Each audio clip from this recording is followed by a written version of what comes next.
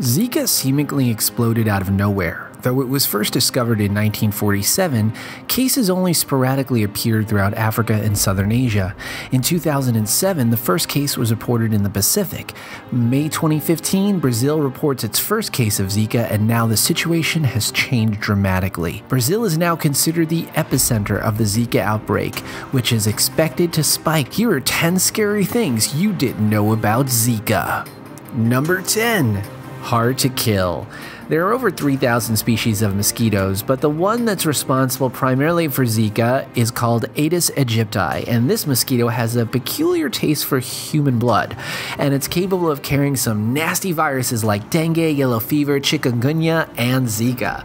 It basically hitched over a ride during the slave trade from Africa and rapidly spread through Latin America, but now it's creeping up into the Americas, and today things are worse than ever because the Aedes mosquito loves to breed in fresh water, and unlike other species, it doesn't need large bodies of water. Any nook or cranny will work. In fact, they recently found mosquitoes carrying Zika at some of the statues and monuments around New York City. A lot of people don't want to wear a bunch of DEET before they go to bed, so another option is hanging a live chicken next to your bed. Apparently, the smell of live chicken repels mosquitoes because chickens hunt mosquitoes.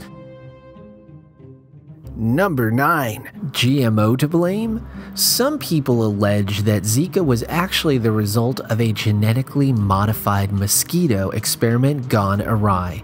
Back in 2015, Oxitec, a company, created a genetically engineered mosquito known as the friendly Aedes aegypti, which reduced the dengue mosquito population in an area of Juazeiro, Brazil by 95%. Zika was first confirmed in Brazil in May of 2015, but had been seen in other countries before. Why was it only creating a sudden epidemic of birth defects in Brazil? Why didn't that happen in other countries? Could it be possible that the Zika catastrophe was linked to these genetically modified mosquitoes? One thing that was never studied was at least 3 to 4% of the mosquitoes actually survive the genetic modifications. So what happens when one of those mosquitoes bites a human? Number 8. Male infertility. If you're traveling to Puerto Rico and you're a guy and maybe want to have a family one day, maybe you want to think twice after reading this recent study where male mice exposed to Zika had their testicles shrink by 90%, possibly permanently. While the study was on mice, it does suggest that men might face low testosterone levels and low sperm counts after Zika infection. The other problem is that no one has any idea how many men are infected with Zika at the present moment. And because no one has those numbers, no one knows how bad the infertility crisis could be. The blood-testes barrier is very difficult to cross. It's very few lists of microbes that can make it across the barrier and infect the testes directly from the bloodstream. Unfortunately for guys, Zika is one of them.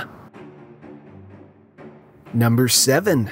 Asymptomatic. Zika is an extremely asymptomatic virus, which means that it doesn't necessarily present symptoms. You could be a carrier and show no external signs. The other thing is that it spreads fast. For example, in 2007, there was an epidemic outbreak of Zika on the Pacific island of Yap, and there was an estimated 73% infection rate among residents that were 3 years and older. After that initial burst of infection, the disease typically peters out because there's nowhere else to infect. In North America, however, vast swaths of the United States and Canada have never been exposed to the Zika virus, which means if there are long-term fertility issues for men, which could explain the precipitous drop in sperm counts worldwide, is Zika snuffing out humanity? Number 6. Guillain-Barre. A new study is raising alarm bells in the medical and scientific community that Zika may be increasing the incidence of a rare neurological condition. known as Guillain-Barre syndrome. It's an autoimmune disorder in which the body begins to attack its own nervous system. The disease typically affects axons, which are the part of the nerves that transmit signals. The result is that over the course of several weeks, patients begin to experience tingling in the legs, weakness in the arms and legs, and eventually begin to lose the ability to use their muscles at all. The scary part is that researchers looked at cases of Guillain-Barre in Pacific Island nations and found that 98% of the victims also had antibodies to Zika. Some theorize that instead of 1 in 100,000 people coming down with Guillain-Barre, Zika could make it much less rare, somewhere along the lines of 1 to 3 in 4,000 people infected with Zika could develop this syndrome. Number 5. Adult stem cells. The more researchers learn about Zika, the scarier it gets. We all know the impact that a Zika infection can have on fetal cells, including the increased likelihood of microcephaly. But in a recent study with mice, researchers have found evidence that adult brain cells critical to learning and memory are also being attacked by the Zika virus. These cells are called neuroprogenitors, a type of stem cell. But these neural progenitors cell remain in adult minds and brains over a lifetime and are critical for learning and memory. Is it possible that all of the adults who have been infected by Zika 15 or 20 years from now will suffer such a precipitous drop in cognitive ability that we will be dealing with a public crisis unlike anything the planet has ever seen? Number 4. Schizophrenia. Is it possible that children exposed to Zika in utero might be at higher risk for developing schizophrenia 15 to 20 years from now? Some scientists say the answer is yes. They've noticed through a growing body of research that infections in utero are closely correlated with an increased rate of schizophrenia. In 1988, for example, Finnish researchers looked at schizophrenic rates in age cohorts and reported that it was very high in the slice of the population born right after the 1957 Asian flu. Many believe that Rosemary Kennedy, JFK's older sister, had been a victim of the Spanish flu. Born at its height in 1918, she developed schizophrenic symptoms in her early 20s, including violent outbursts.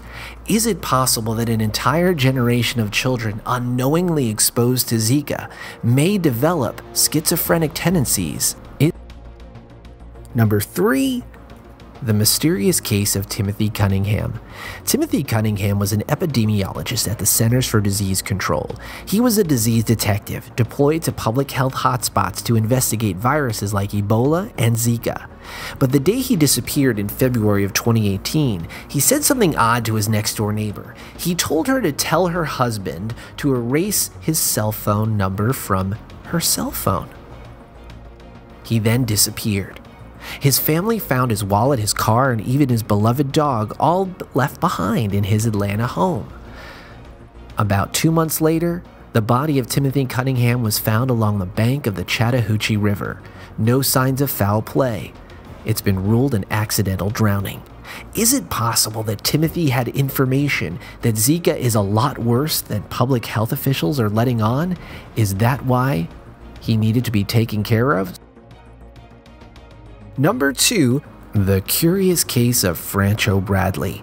In March of 2018, a man named Francho Bradley was called the police in Massachusetts, saying he feared someone had just broken into his room at a residence inn. When police showed up, they found no evidence of a break-in, but they found several long guns like an AR-15, a grenade launcher, an AK-47, tactical vest, smoke grenades, and a lot of heavy firepower. After their search, they waited for Bradley to arrive. He didn't have any military or police identification indicating he could legally carry the weapons, but he did say he owned a company called Enzyme Engineering. He said that he was working for a secret government agency on a secret mission dealing with a secret virus.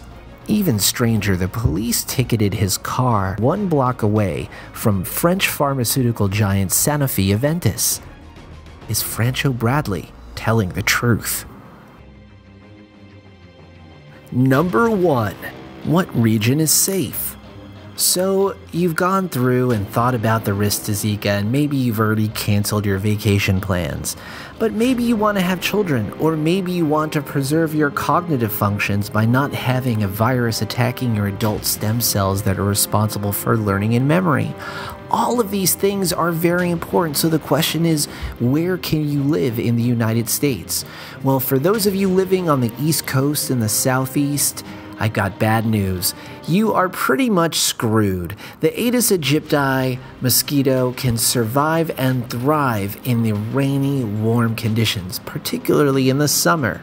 But if you look, the Midwest, the Heartland, and parts of the Pacific Northwest are inhospitable to either species of mosquito. Another option is Chile, largely immune from the two invasive mosquito species. The question remains, is Zika a public health crisis or just another flash in the pan? But I would slather on the DEET next time I'm out in any tropical situation because the risks right now are simply too undetermined.